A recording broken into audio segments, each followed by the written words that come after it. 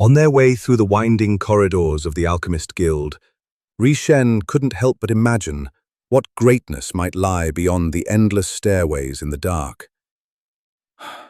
But his hopes were cut short almost at once. Alchemist Thos led him downward instead, with cold bronze railings beneath his hand sinking into the building's mechanical depths. Rhy Shen's chest tightened. Wait, we're going down? Exactly. We don't want you to accidentally slip away, you know? Thos knocked against the corridor walls as he steps down the winding stairway. Obviously, the concrete of the earth is too dense to swallow you. We want to keep it that way. Now, let me show you something nice. He clapped his hands twice, and a hidden mechanism sprang to life, flooding the high-walled stairway with golden light. Brass inlays gleamed along the polished walls, reflecting the glow and casting sharp geometric patterns across the opposite surfaces. Impressive, isn't it? You like the interior? I think you cannot achieve the extraordinary in an ordinary environment. All this has been built in just 6 years. Can you believe that? The modern Aethum fusion makes things like this possible. Amazing, isn't it? Rhy Shen's eyes lingered on the intricate, artful ceiling as he descended the stairway, yet Thos could sense the restraint behind his gaze. In his former life, gold had been a chain. Profit never came without cost. He wondered what kind of imbalance had given rise to such dazzling beauty. What is this Aethum fusion? Are you still cultivating chi in this world? Even if this world was entirely different from his reality, the same rules of physics should still apply. At least, that's what Rhy Shen told himself. Those are two very different questions about very different things, Ghost Boy. You will never understand anything if you keep being so diffuse. But you do have a good sense for the forces that drive the universe. Indeed, Aethum fusion is a form of extracting and storing energy, much like all this savage meditation hocus-pocus, if you will. Turns out it's less ravenous. I'd even call Aethum fusion the altruistic form of energy cultivation. The halls grew narrower, the air heavier. Dormitories passed by, then more labs, each door whispering of experiments long forgotten or still humming with strange energy. Ah, yes. Here we are. One heartbeat, if you please. Only when Thos pushed open a heavy door at the corridor's end did light spill in. Real, blinding light that forced Rhy Shen to shield his eyes. What the hell is this? The sunlight poured through the immense trapezoid windows, painting the hall in shifting hues of gold and green. Beyond the prism windows, the Argo Sea roared, its vast waves rising higher than mountains, their white crests like rows of teeth stretching endlessly to the horizon.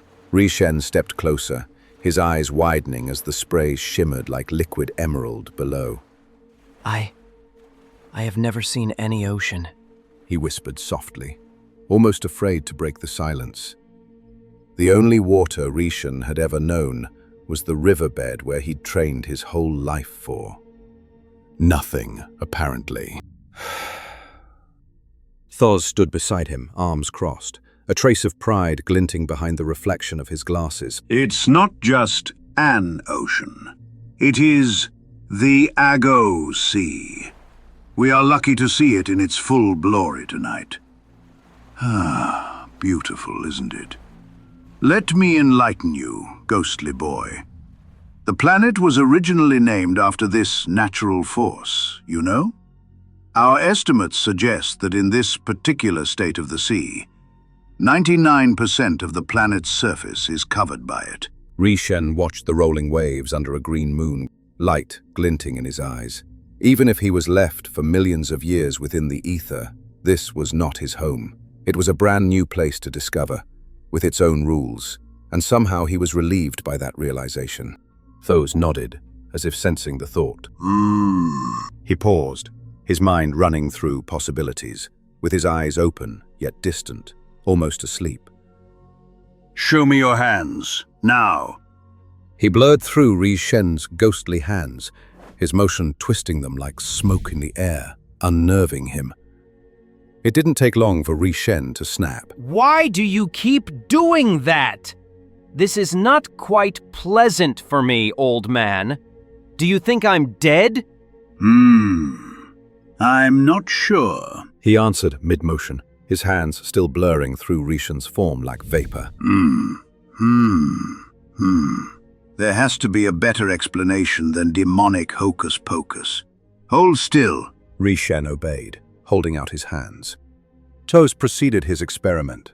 He fished a small bottle from his pocket and let it drop into Rhy Shen's palms. No interaction with dense physical matter. Just as I expected. His voice was calm, precise, with a faint edge of satisfaction. Very interesting. Your shoulders are barely dense enough to hold the lab apron you're wearing. If you concentrate hard enough, you'll maybe able to turn the page of a book or lift a chicken feather.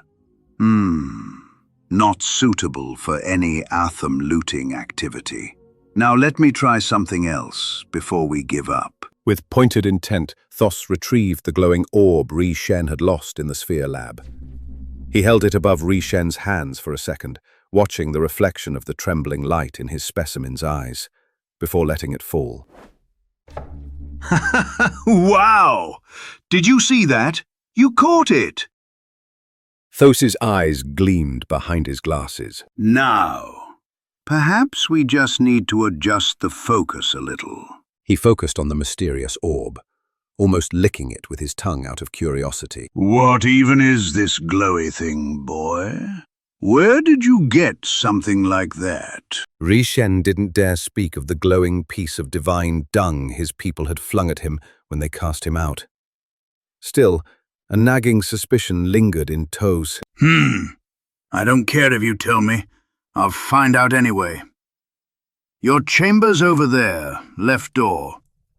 Eat and sleep if you need, and do not touch the cauldron upstairs. His eyes lingered on the green sea, black towers rising like obsidian teeth from the far-off waves. I will give you one advice, and only one, so listen closely.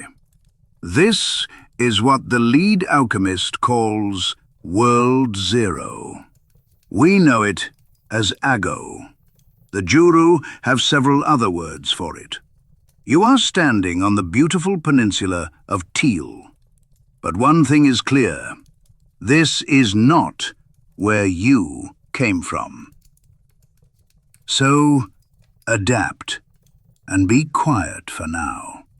This is your new chance to make something of yourself. Will you take it? Or will you remain standing there, complaining about everything? We'll talk tomorrow, ghostly boy. With a friendly expression, the alchemist turned around and went towards the door they came from. Wait, you old fuck! What do I do now? Don't you want to explain to me where we are? What is this guild? What are you researching here? Such insolence. And here I thought you were curious, not rude. Slowly but surely Thos lost his temper. He spun around, raising his hand. In the center of his palm, a bright red stone glowed, set into an intricate piece of jewelry that seemed to fuse with his skin, as if the gem powered some hidden mechanism. Ah! The blow of energy that emerged from Thos's hand was so strong that Rhy Shen's body vanished into dust for a moment, before regaining itself in its ghostly form. Behind him, the collapsing bookshelves erupted in a storm of dust. I said, we'll talk tomorrow. First lesson for you, arrival. Learn to follow orders. Stop acting like you can tell right from wrong. Ha! You're as judgmental as death. But the way I see it, you're only right about one thing so far. You don't know a particle of truth about this world. You get me? Suddenly, the stark feeling that he had known nothing in his past life either weighed down on Rhy Shen like a stone upon his chest.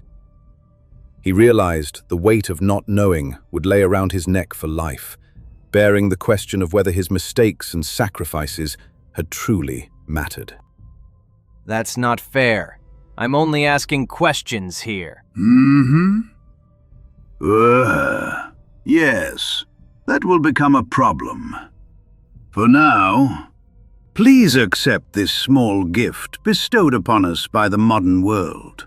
A pastime universally enjoyed. He reached into his pocket, pulled out a hand-sized, shiny object, and held it like an open book. The Ishi Mirror is a great device against boredom. I bet you'll find out by yourself how it works. Now rest and wait. And don't touch anything. Thors left the room, the glowing orb clasped in his hands. Rhy Shen remained alone, staggering under a wave of disbelief, his mind twisting around the rural world outside, this labyrinthine building, the goddamned mirror he just received, and his reflection in it, still boyish but already crinkled and, oh, so tired.